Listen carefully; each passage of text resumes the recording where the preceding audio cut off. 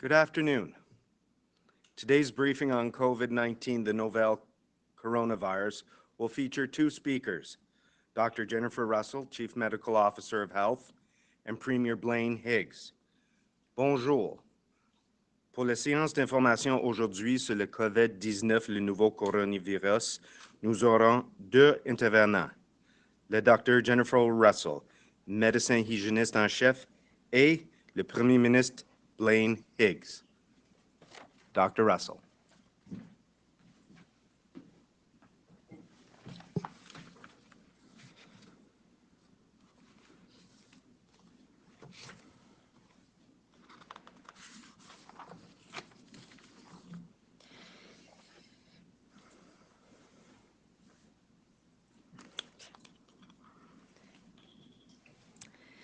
Bonjour, good afternoon.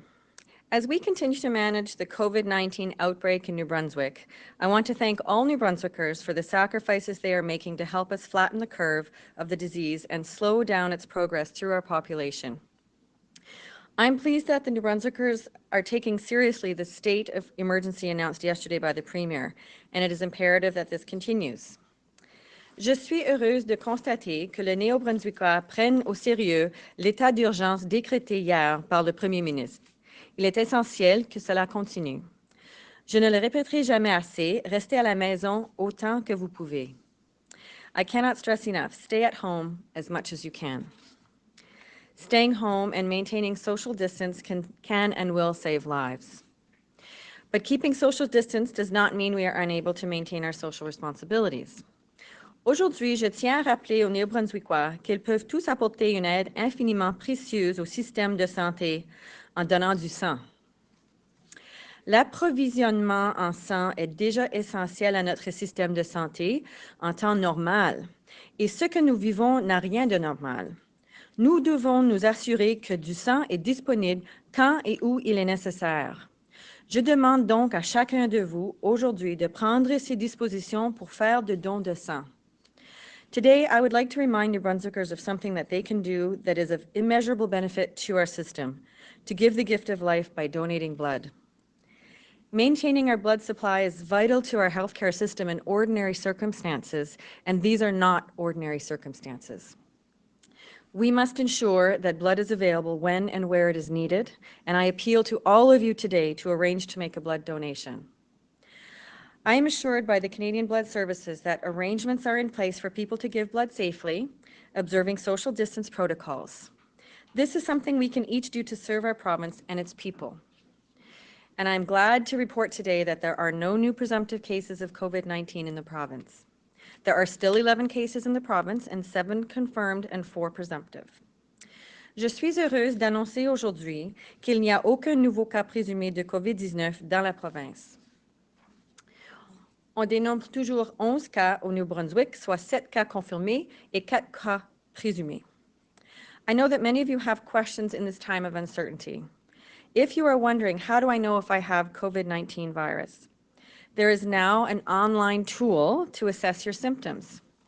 The symptom assessment tool is at the gnb.ca coronavirus page, and it offers useful advice on how to respond based on symptoms you may have, whether you should seek medical assistance immediately, or to get help soon, or to isolate yourself from others. Using this tool will help you determine when you should call 811, which will reduce the volume of calls we have seen from people seeking basic information. For those returning to New Brunswick, an information sheet is being provided at airports to inform them of the state of emergency and their responsibility to self-isolate for 14 days after returning to the province. I also want to assure New Brunswickers that additional resources have been deployed to the 811 line to speed up response time to calls. Je tiens également à assurer aux Néo-Brunswickois que des ressources supplémentaires sont mises en place au 811 pour écourter le temps d'attente. New Brunswick is committed to doing everything possible to ensure we have enough ventilators to serve the needs of our population. However, the number of ventilators in our system is irrelevant if we do not do our part as citizens, to behave responsibly and observe social distancing and do our part to flatten the curve. I know these are stressful times for all of us, and we are learning as we go. I want to say a few words about self-isolation. Understandably, this is a new concept for most of us, and there is some confusion in the public about what it means. For those who have been told to self-isolate, including New Brunswickers who are returning from outside the province, it is important that they stay in their home and avoid contact with people outside their families. They should not be getting their own groceries and other supplies, but they can step outside for a breath of air, we all need that, without endangering their neighbors. We can get through this by looking out for each other, but we must also remember to look out for ourselves. Mangez sainement, faites de l'exercice régulièrement, dormez suffisamment. Restez informés, mais évitez la surcharge d'informations, surtout dans les médias sociaux. Notre résilience et notre détermination sont mises à l'épreuve actuellement, mais nous pouvons faire reculer l'épidémie de COVID-19. We can look after each other and ourselves. We are proving this every day. We are in it for the long haul, but we are in it together. Thank you very much.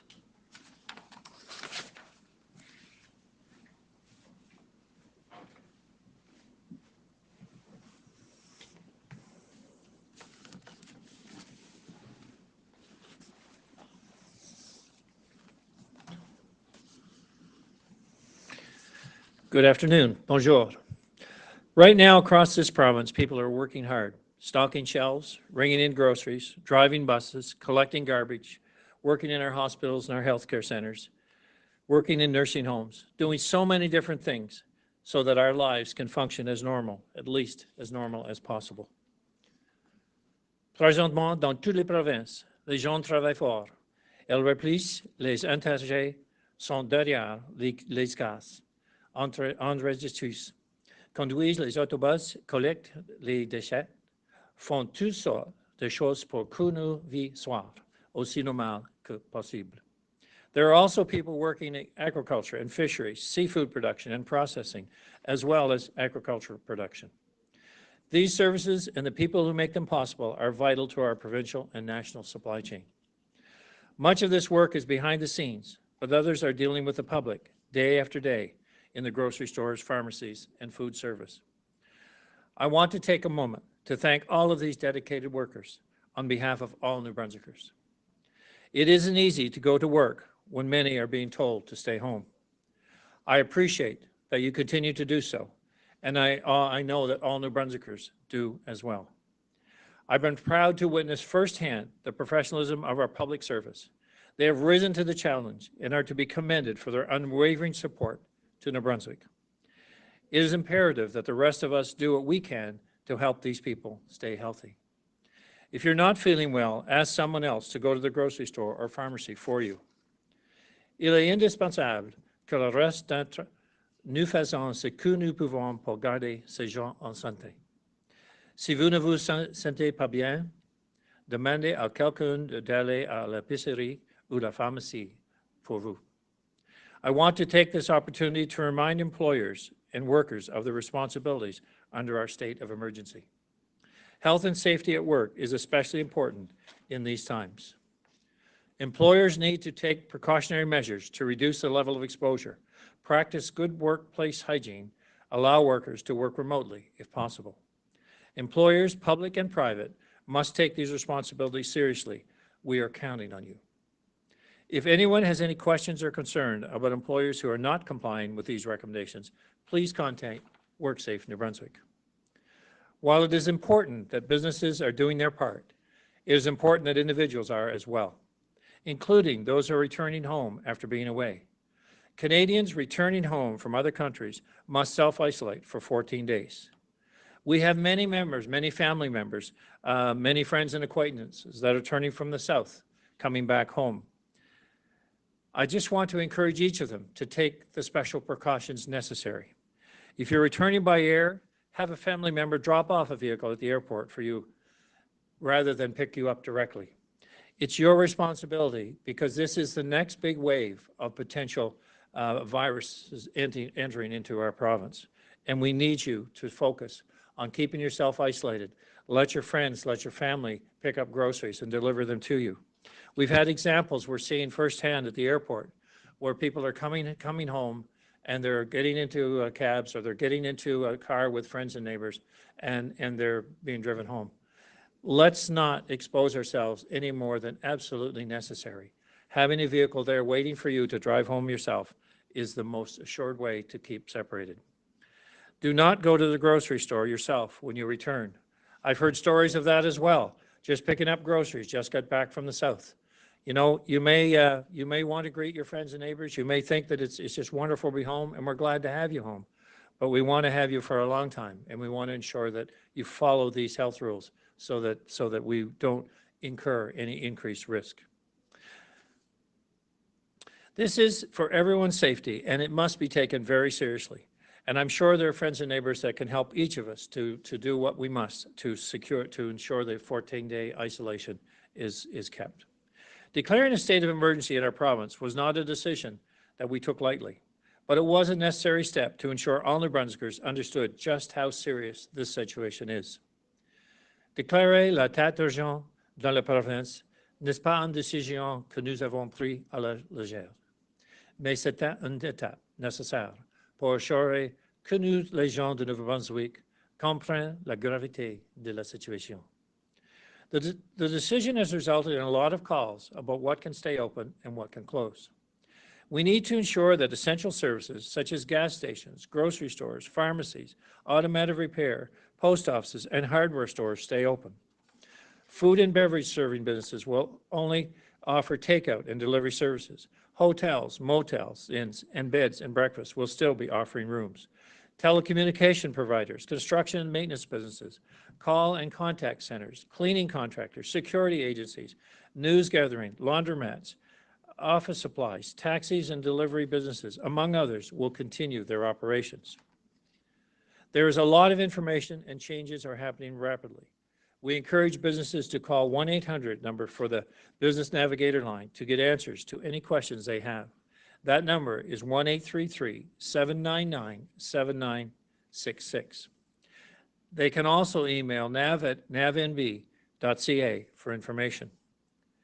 As well, there is a link on the COVID-19 page on the Government of New Brunswick webpage, specifically for businesses.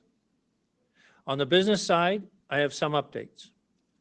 WorkSafe NB is waiving premiums for business for 3 months. WorkSafe NB will continue to work collaboratively with businesses and employers to help them through this difficult time. WorkSafe will continue to be part of the solution, and they will also visit work sites to ensure that the compliance, but also to help employers to ensure their employees are being able to perform their duties safely.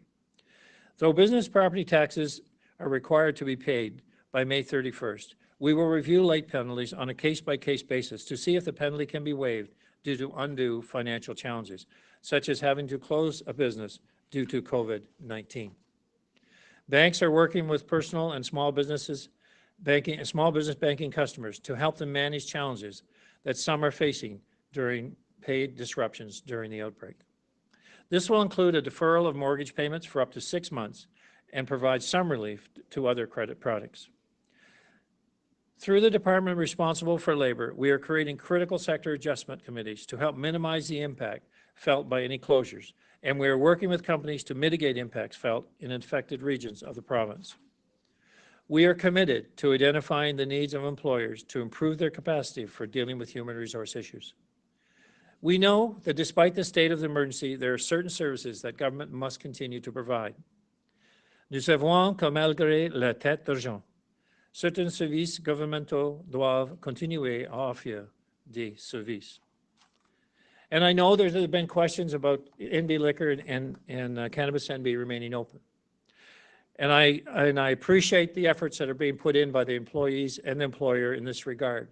The concern here is not allowing the black market to explode at a time when we certainly need to maintain control of activities in our province.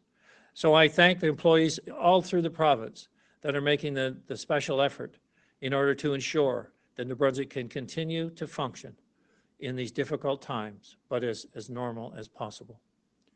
Service New Brunswick provides over 400 of these services to the public on behalf of other government departments and agencies.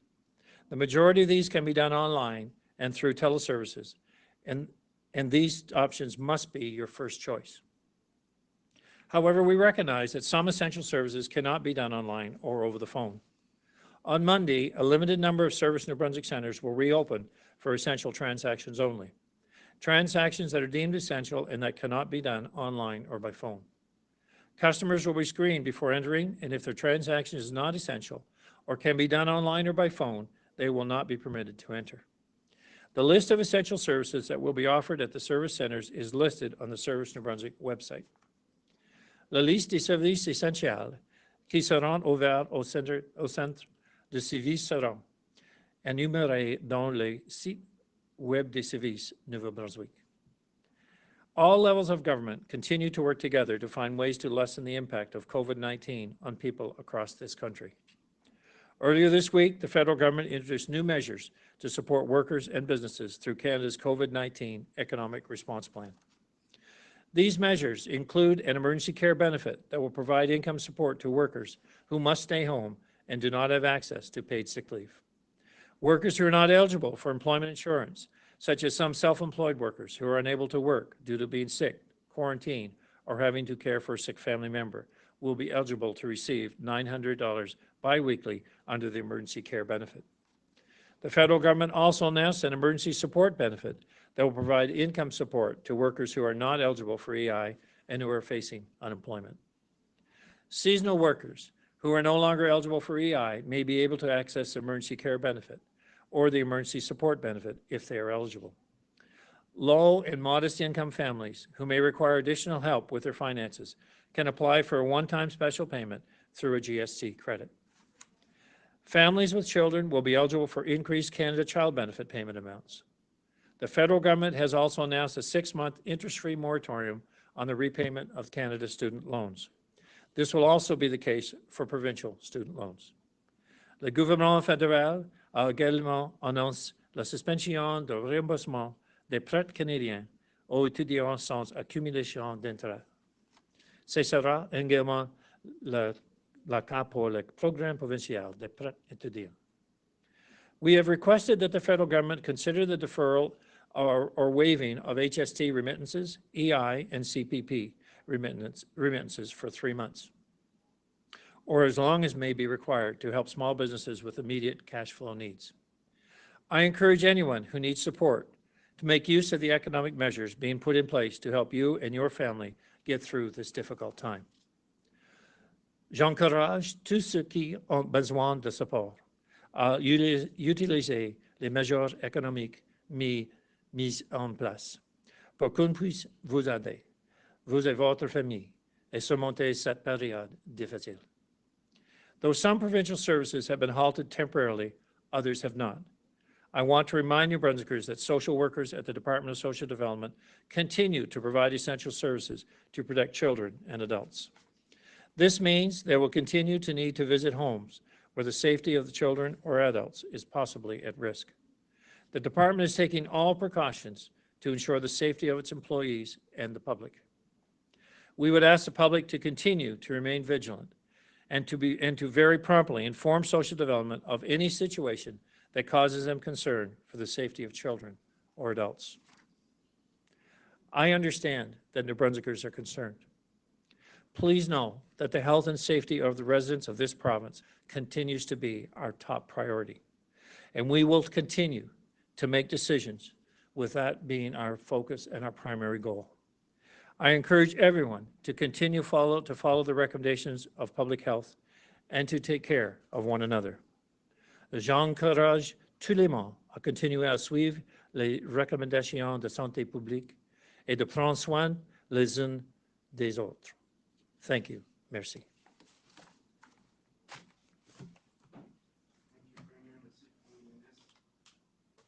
Michel Corriveau. Bonjour, j'ai une question pour Dr.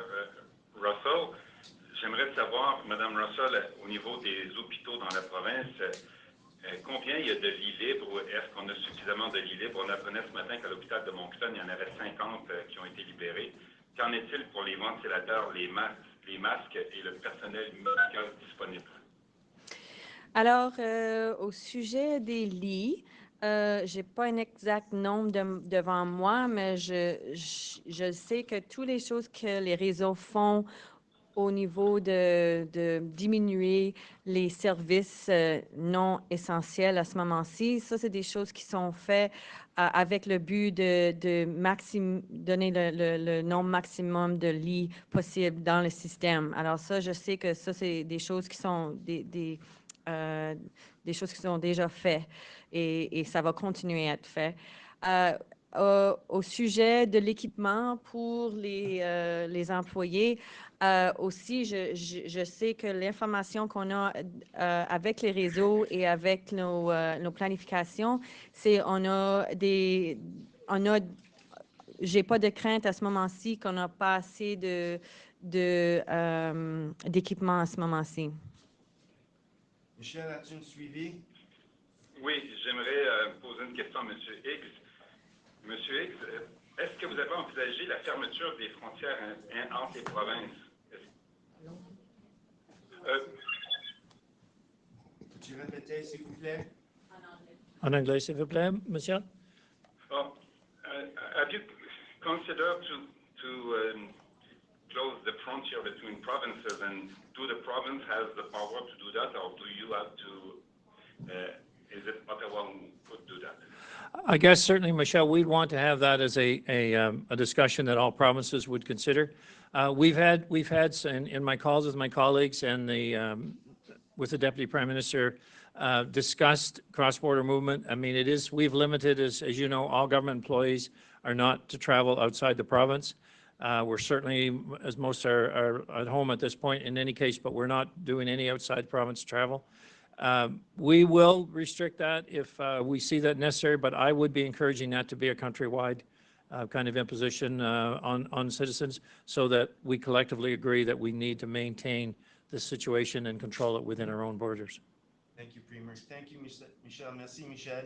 Elizabeth Fraser, CBC. Hi, my question is for Premier Higgs.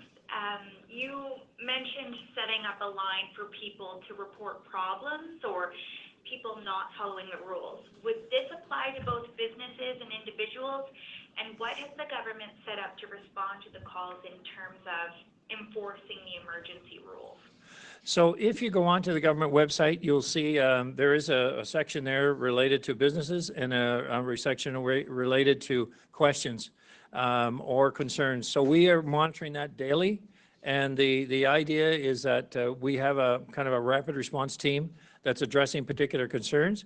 And if it's, advice in the sense of people are not following the rules and they're just saying, we're concerned about this sort of activity, it can also be reported there, and we'll certainly follow up on it.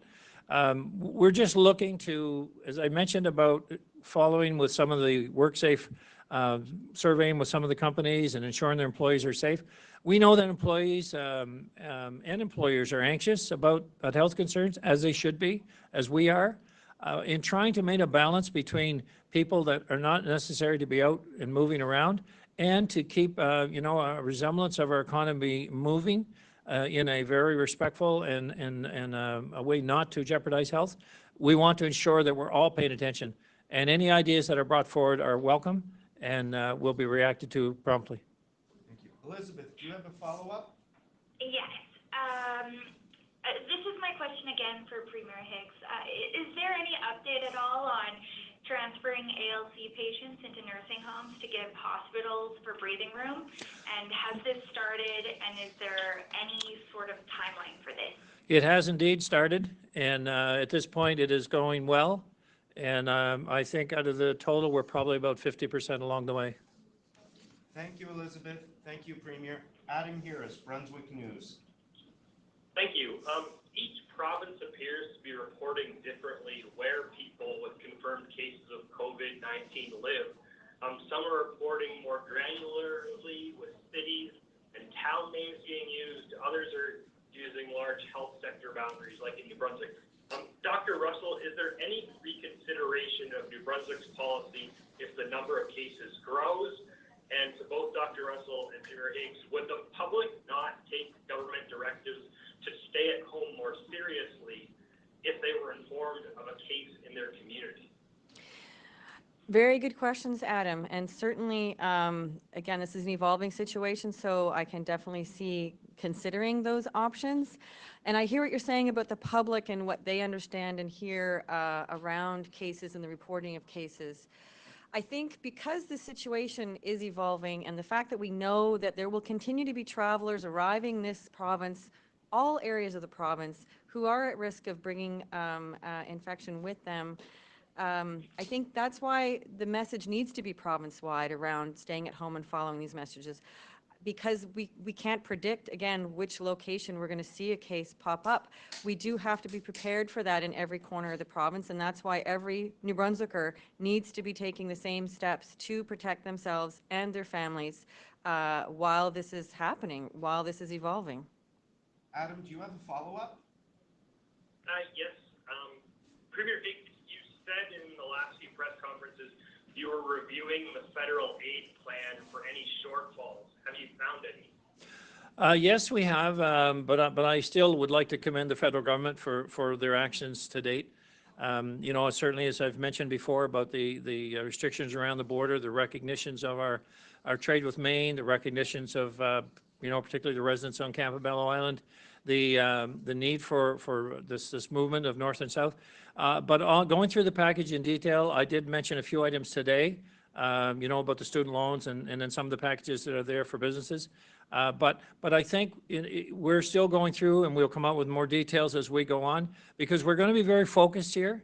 You know, this is not about let's just say how many things can we put places for money. We want to make sure that people can rest assured, that people can say, look, we have supplies, we're not a problem, and because we're being certainly convinced that that is not the case. We don't have a shortage of supplies. We need to manage that. We need to manage the healthcare curve so we don't get in trouble in that regard. Also, I don't want people concerned with their finances. So we see the package is very focused in relation to individuals and how we can ensure that they are receiving adequate compensation and they can carry on with their lives and business as normal as it can be in these trying times. The other aspect that we don't want to miss are there are so many companies that are impacted here, and small businesses I'm talking about, that we want to make sure that they have the capability to restart and our economy can once again get floated and back in business. So they employ a lot of people, and I'm talking about the smaller companies all over this province. So we're analyzing this for a balanced approach to ensure every citizen is protected, but equally a company is not saying, well, I'm now done. I'm actually able to survive this this bubble or this wave and then get back in line and employ people. Thank you. Thank you, Adam. Geneviève Normand, Radio-Canada. Geneviève? Okay. Silas Brown, Global TV. Dr. Russell, you spoke about people trying to take care of themselves. What can you kind of tell people who are spending a fair amount of time inside and in their homes right now to try and keep healthy and keep busy? Well, I think a couple of things. Number one, probably a good idea to get outside and get some fresh air, number one. Number two, I think limiting time with respect to screen time and social media time, doing things that don't involve a computer or a tablet or a phone. And if you are going to check out resources for other ideas to keep your mental health from suffering, then again, there are resources on the GNB website during that time that you have dedicated to screen time. Look up the resources that can help you make some plans and have some structure and routine to your day, because some people are working from home right now, and that is a big shift, especially if they're not used to doing that. And then again, how you structure your day with a routine, I think, is really important. So I think there are also some resources around that as well. Board games, reading, music, hobbies of any kind, knitting, sewing. There's lots of creative ways to use your time to keep your mental health and your spirits up. Silas, do you have a follow-up? Yeah, I'm curious about frontline workers right now. How are you hearing that people are doing? Are you hearing about any sort of burnout in terms of nurses and doctors who are obviously pulling long hours to try and help us cope with this right now? I'm hearing a couple of messages, 2 or 3. One message I'm hearing is great job in terms of getting the message out to the public that they need to take these measures seriously, because those are the things that help the frontline workers feel more protected and safe in terms of people doing what they can and taking responsibility for helping our efforts here. So that's one message I'm hearing. I am hearing concern about well, I guess, again, I've practiced medicine as a clinician for many years. I did my training here, so I have colleagues, mentors, friends, acquaintances in the system. So these are friends and family and people that I've known for a long time in many cases. So I think it is a small medical community, and I think in terms of burnout and support and those kinds of things, I have spoken with the RHAs in terms of making sure, I spoke with both chiefs of staff through the RHAs to ask questions around making sure that there was access to support for people with the phase that we're in now, but also moving forward. Because again, these are the people that are most important in terms of the frontline staff, so we want to protect them. Thank you, Silas. Keith Doucette, Canadian Press.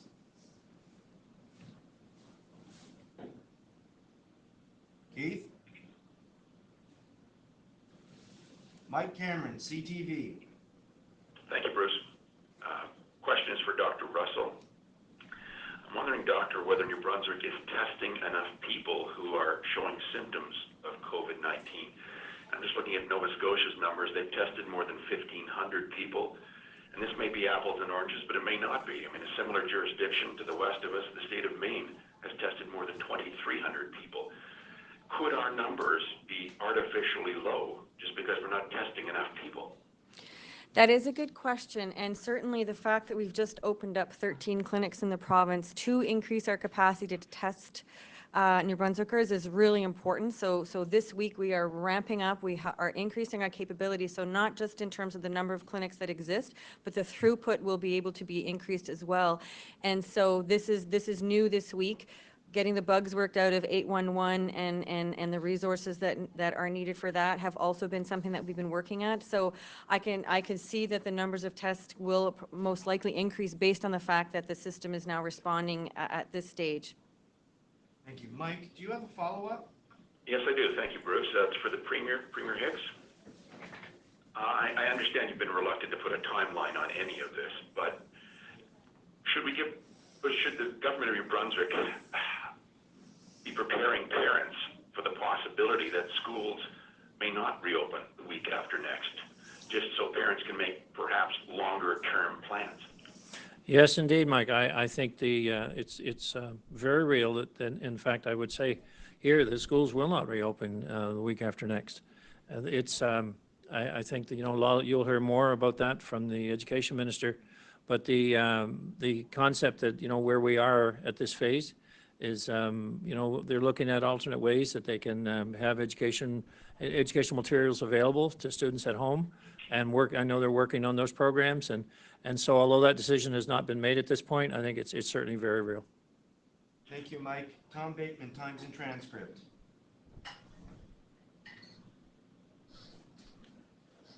Tom? Daniel McCready, CBC. Hi, my question is for Dr. Russell.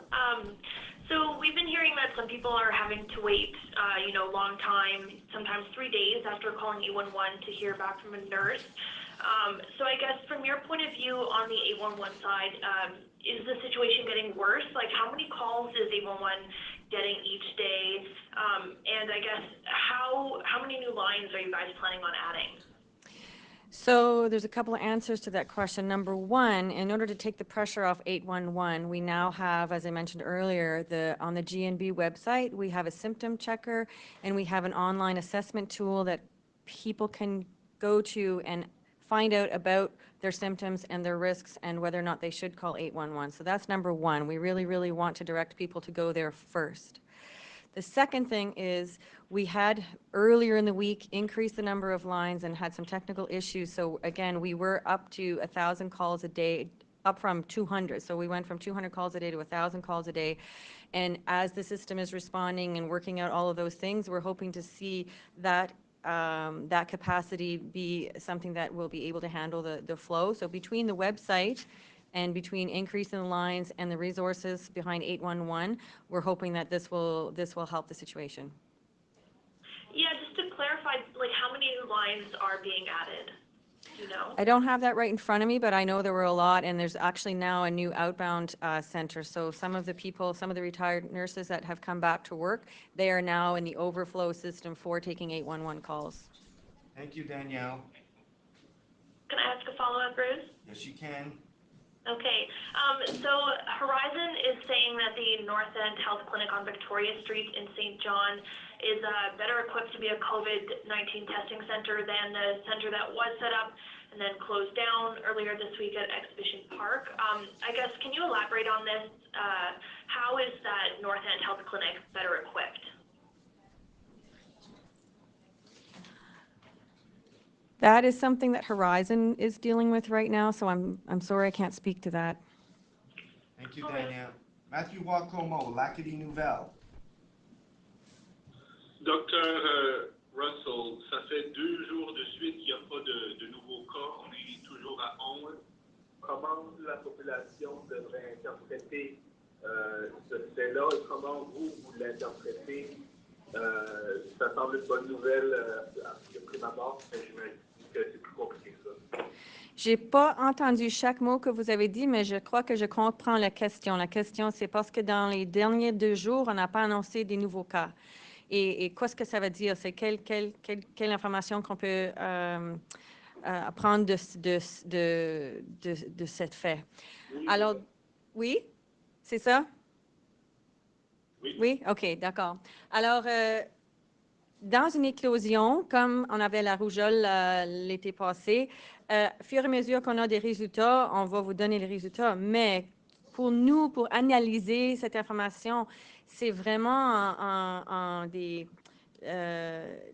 périodes de 14 jours ou 1 mois pour assesser, garder en arrière pour dire c'était incubation period. C'est quoi le mot pour incubation period? Incubation period.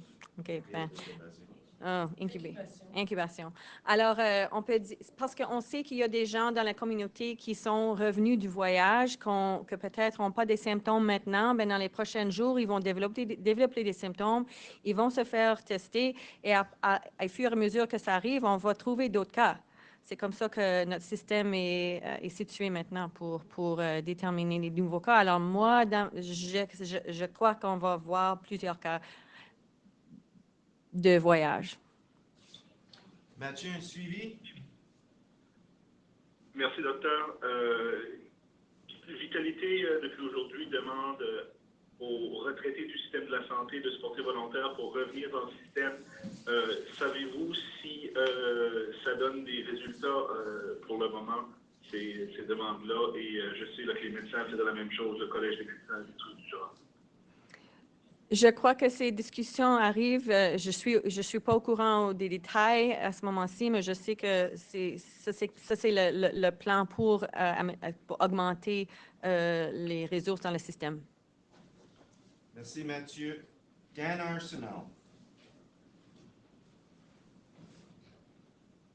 Dan? Vicky Hogarth, Charlotte County TV. Thanks, Bruce. My question is for the Premier. I was speaking with the Mayor of Campobello today, and he's wondering what will happen if a resident of Campobello Island calls 811 with symptoms and needs to get tested. Once they explain to border guards they are driving through the U.S. to re-enter Canada to get tested, will they be allowed entry, and will that be left solely in the hands of American border guards? That's it's a very pertinent question. We've been told by the authorities that residents of Campobello will be allowed to move. Equally, healthcare workers like A and B will be allowed to transport residents from through Maine to our hospitals. So I guess without specifically talking about an 811 call, unless the doctor could add anything to that in particular, I would say that they could be transported through our A and B network and delivered right through into New Brunswick. Vicky, thank you. Do you have a follow-up? Yes, this question is also for the Premier. The town of St. Andrews informed me that they've been notified that if community clusters of positive patients start to occur that are not related to travel, at that point the Public Health Agency has the right to inform towns that they do have a cluster. Will this be the case if we do get to that advanced state of emergency? So could I just get clarification on that question again? Sure. The town of St. Andrews informed me that they've been notified that if we do get community clusters of positive patients in towns that start to occur that are not related to travel, then at that point, the public health agency has the right to inform towns that they have clusters. Is that going to be the case if we get to that advanced state of emergency? Dr. Russell? Well, I'll definitely take that under advisement because our plan is to inform if we do have a case of community transmission, we would be informing the public right away. And at the local level, the regional offices are where the outbreak management is taking place. So I'll keep that in mind in terms of as we move forward. Thank you, Vicki. Adam Bowie, Brunswick News. Hey, for Dr. Russell, what, if anything, does 2 days in a row with no new cases mean?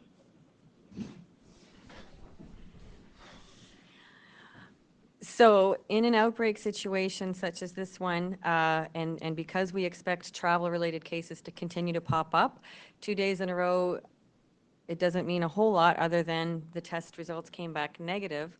It doesn't mean that lots of tests aren't still being done. I think we're up to over 500. And so we have 11 cases at the moment. I do expect there to be new cases, again, as new travelers come into the province over the next several weeks. And so 2 days in a row, it just means that the test came back negative for the ones that have been tested. Adam, do you have a follow-up? I do, Bruce.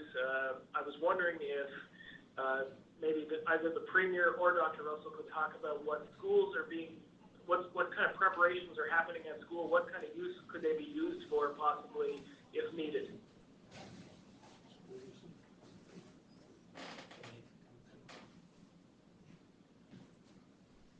At this point in time, our focus is ensuring that our facilities, our current healthcare facilities, be designated and be identified to respond as quickly as possible. And that's why we're making some changes with the long-term care patients to give greater capacity in our existing hospitals.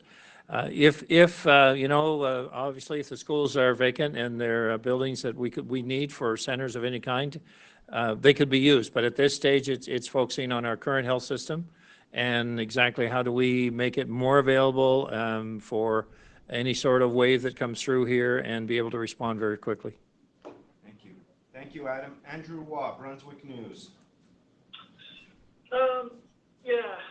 Dr. Russell, I'd like to understand how the capacity of the system is faring so far, and at what point is it possibly going to become overloaded? I mean, Dominic Carty's out there tweeting about schools being prepped for other uses.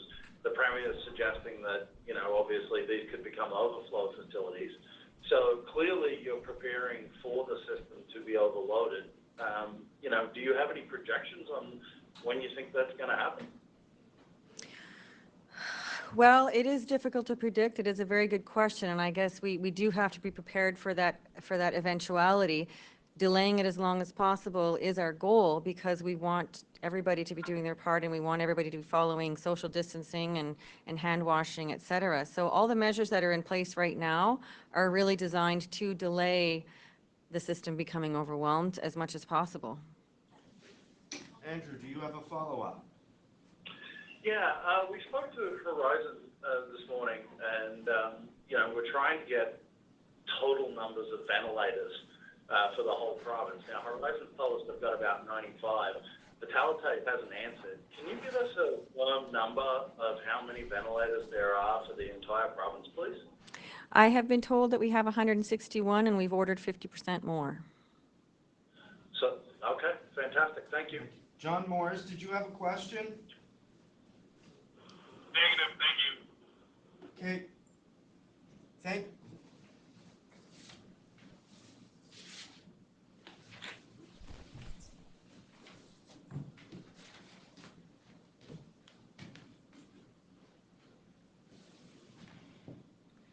Thank you, Premier Higgs and Dr. Russell. This now concludes today's briefing.